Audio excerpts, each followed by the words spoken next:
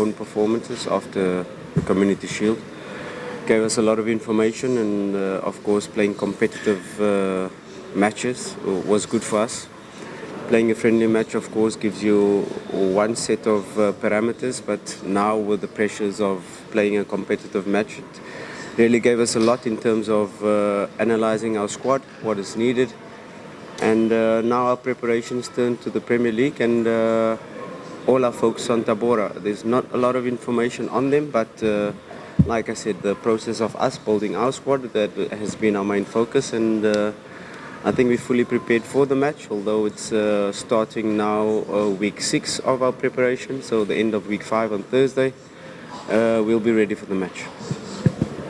Coach, you're going to play against Tabora and you have got very new players in your squad. Will it be easy for you to secure all 3 points against Tabora? Of course, that's what we aim for. We don't know what the circumstances of the match, anything can happen, but we're quite confident in our approach, in all our preparation that we have done so far to be ready for this Premier League. That has been our focus, that has been our main target, and yes, Tabora is a tough opponent, a robust opponent, and I'm sure we'll be ready once the match starts. Maswali kwa mwalimu? Karibu.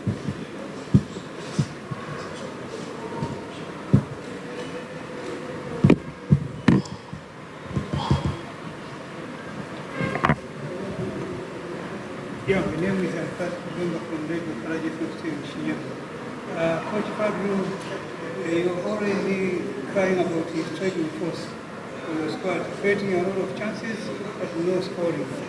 Now you have added in Lionel, Ateba. Do you think that tomorrow we are going to see the solution for the striking force, and we are going to start Lionel, Ateba, or you are going to start the same squad Okay.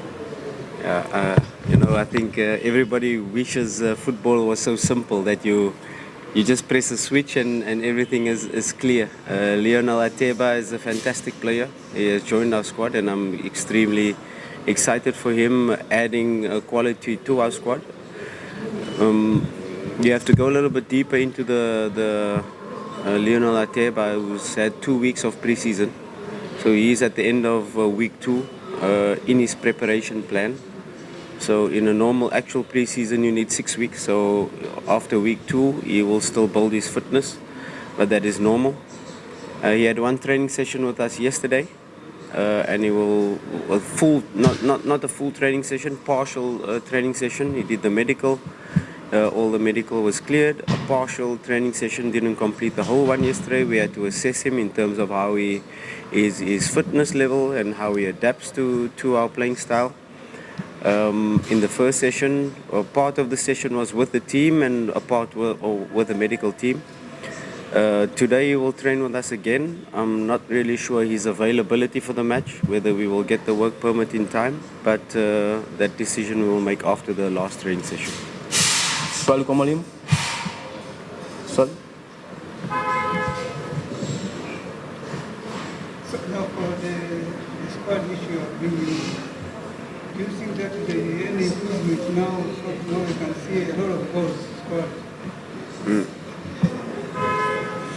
Yeah, that has been our focus since the Community Shield, to really focus on the Zone 3 attack. How to create the fluidity within our players, how to create this non-verbal communication, to create more synergy and energy in our attack. There was a huge improvement in terms of our shots, 20 shots in the last game, real dominance in the last match against a tough team, Coastal Union, but there's always room for improvement. 20 shots is definitely not our target and our end goal. Scoring 1 goal is definitely not our end goal in matches. We need to score more, and by scoring more you need to have more shots on target, and that has been our focus, but it's an ongoing thing. If you have 8-9 players in your starting lineup new, it's normal that they don't yet understand each other, and that comes with matches, that comes with more training, that they get to understand each other. and especially the front players. If you have the front four players completely new from different countries, first time playing together, it's normal that it's not fluid. It's normal that there's no understanding between each other, but that is what we are continuously working on. Everybody buying into how we want to play. We try to use each and every player's strengths to be able to then create more fluidity in our attack. And that will be the ongoing process. It needs more matches, needs more time, but hopefully this weekend we can score more goals than we have been. Coach, let's come how you play the system of Simba, how it's playing. The build-up is so fine when it comes to the final side. Your team has been creating a lot of chances, but failure to convert those chances into goals. How do you deal with this? Yeah, it's an ongoing process. You don't only work on one aspect of the team. Once we came into the team, it's about creating this one idea, this one playing style that we all can believe in, all reading from the same page. And you start first of all by creating that solid base. You don't build a house really by just putting up the walls. You have to build a foundation, and everybody understanding what we do without the ball, how we be compact without the ball, how we put pressure on opponents, how we set pressing traps to be able to regain the ball, because defending is not only not allowing the opponent to score, but defending can be how do we regain the ball in certain area to be able to score. So your defending part is also part of your attacking part. Your transition to attack is also part of where you set the pressing trap. So that's the process that we have built. Then it's a moment to train our transitions, what we want to do when we regain the ball. Do we then want to go into possession phase, or is it a moment that we can immediately attack?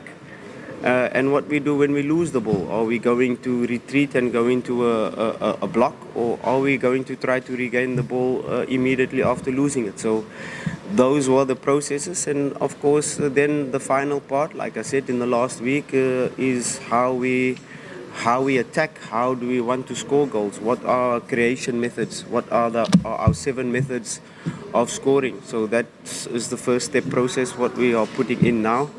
And yeah, it's not a sign one player and put on the light switch and you find light. No, it's an ongoing process. And of course we've got players that have been in the starting lineup. Suddenly another player comes. You have to adapt slightly to his strengths. Maybe he was a striker that wanted a lot of crosses, but he's a striker that likes to play combination play, or he's a striker that likes the ball in space. So those are the dynamics that we're trying to gel together to create this fluidity in attack. Like I said, a club like Simba for the last 3 years have not won trophies, but we want instant success. But we don't only want instant success, we want sustainable success. So success that is going to last for the next 5-10 years. So it's not just I'm turning on the light and suddenly we are scoring 5 goals in a match. We have to build this thing step by step, and there's no time in football. Because in a big club like Simba, you want to win immediately, but I have to think immediate 3 points the weekend, but also build this team that it can become a unit, that it can become a team that is going to dominate not only Tanzania, but put Tanzania on the map in terms of African football. Thank you, Coach.